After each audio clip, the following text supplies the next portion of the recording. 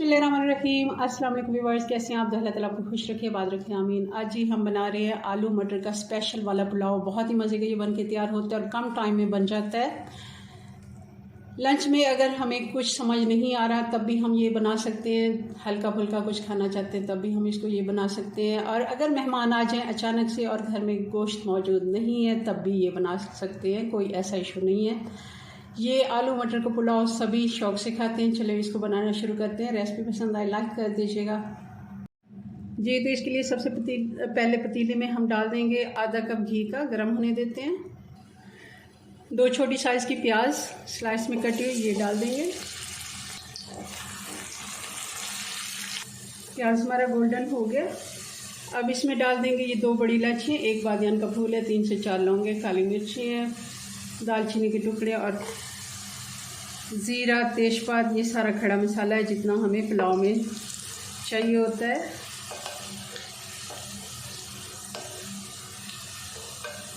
एक मिनट के लिए हम इसको भी साथ फ्राई कर लेते हैं ताकि इसका बहुत ही अच्छा फ्लेवर आता है खड़े मसाले का। 1 खाने का चम्मच भर के अदरक और लहसुन डाल देंगे।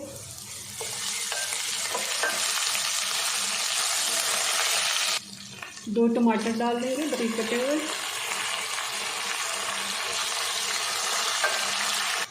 और 1 टेबलस्पून ये इमली है। आप चाहें तो इसको भिगो के भी रख सकते हैं, वैसे भी डाल सकते हैं, ये फ़ौरन ही घुल जाती है। बहुत ही अच्छा टेस्ट आता है पुलाव बिरयानी वगैरह में। बिरयानी का मसाला जो रेडीमेड हम लेते हैं उसमें भी ये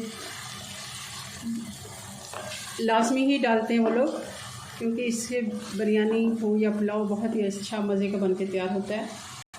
आलू डाल देंगे। ये छोटे साइज़ के आलू थे तो मैंने ऐसे गुलाई में ही काट लिए। तकरीबन 1.5 कप आलू हैं ये। 2 से 3 मिनट आलू को हमने अच्छे से फ्राई कर लिया। अब डाल देंगे मटर। मटर भी तकरीबन उतने ही लिए हैं जितने आलू है। 1.5 कप ही आलू था, 1.5 कप हमारे पास मटर। और अब डाल देंगे नमक। 2 टीस्पून में नमक डालूंगी क्योंकि हम आधा किलो चावल बना रहे हैं और आधा किलो चावल में 2 टीस्पून नमक परफेक्ट होता है। अगर आप ज़्यादा पसंद करते हैं तो आप अपने टेस्ट के मुताबिक थोड़ा सा बढ़ा सकते हैं, मगर इतना काफ़ी होता है। और 1 टीस्पून कुटी हुई लाल मिर्च। हरी मिर्च साबुत वाली डाल देंगे और इनको एक साइड पे ऐसे मैंने छुरी के साथ कट लगा दिया ताकि ये फटे नहीं, वरना ये मिर्ची जो होती है साबुत वाली जब हीट लगती है ये ऑयल में फट जाती है। तो ये ध्यान रखा करें, अगर आप साबुत डाल रहे हैं तो थोड़ा सा इनको कट लगा दिया करें। अब डाल देंगे पानी।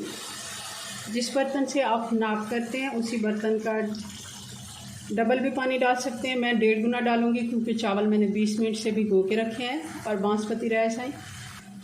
अगर आप सेला चावल इस्तेमाल करते हैं तब आप डबल पानी भी डाल दें, तब भी। बॉयल आने देते हैं। पानी में बॉयल आ गया, अब डाल देते हैं चावल।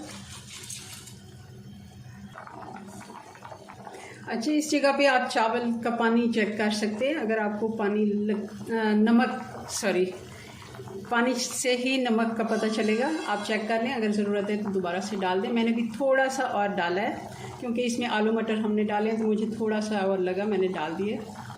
1/2 टीस्पून गरम मसाला डाल देंगे